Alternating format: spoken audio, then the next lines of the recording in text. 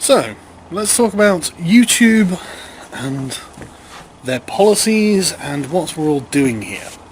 Well, Carl, we could do that, but I'd prefer to talk about the freaking cancer stick that you're holding and you're putting in your mouth and you're breathing into your lungs. Do you have a death wish? That is my question for you, Carl. I mean, how am I supposed to interpret this? You're killing yourself.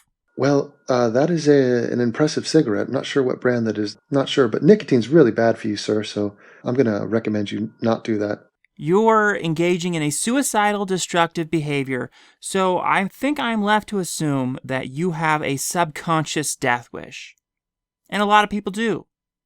I don't know why you have a subconscious death wish, but we have a problem here, Carl. We need to fix this.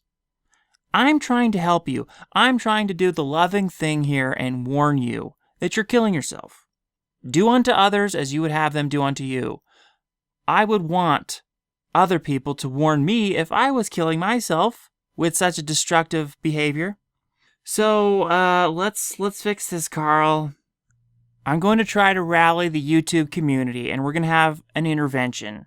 We need to stop you from killing yourself, because you have some good things to say, okay? I appreciate people like you saying their stuff on YouTube and their philosophies. I'm sure we agree on a lot of stuff, but we don't agree on this. And by the way, do you want to live forever? Why don't you ever talk about that? Why don't you ever talk about how awful death is? Why aren't you ever bringing that up into the conversation? The idea that we could live forever by curing aging and curing all diseases. I would be more impressed with you if you actually started talking about that stuff. And if you did start talking about the idea of living forever, of eternal life on Earth, then, I'm sure that would be exciting for your audience. It would be a change of scenery. Okay, that would be a nice change for you.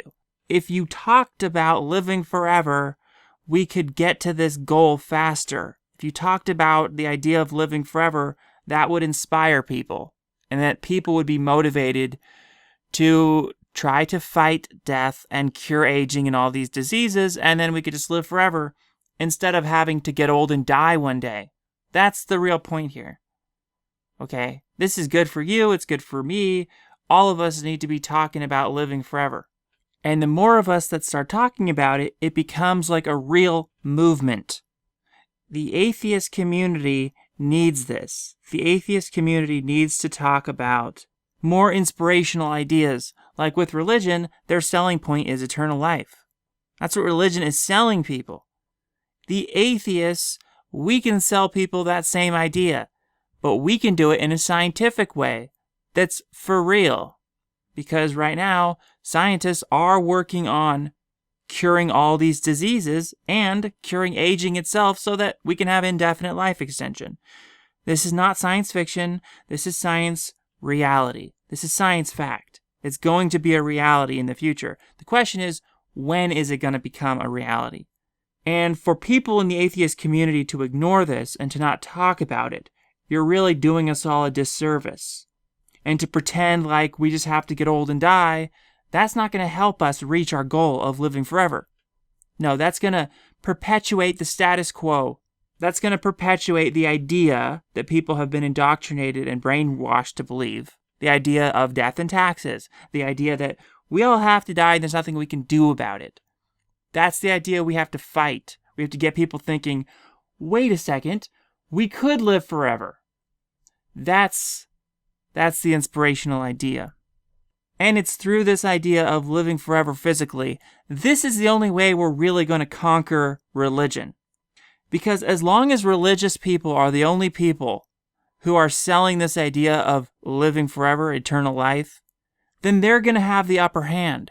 Because people are always going to want to live forever. And so religious people cannot be the only people talking about this idea. The atheists need to have this as a selling point as well. Living forever physically. With technology and science. Rather than an afterlife, rather than some hypothetical God that's going to come to the rescue and save everyone. We in the atheist community, we understand that's just wishful thinking. But we don't have to give up on the idea of eternal life just because we don't think it's going to come from a god or in the form of an afterlife. We can talk about living forever through the means of science and technology. And this is what transhumanism is all about. And this is what we as atheists need to promote.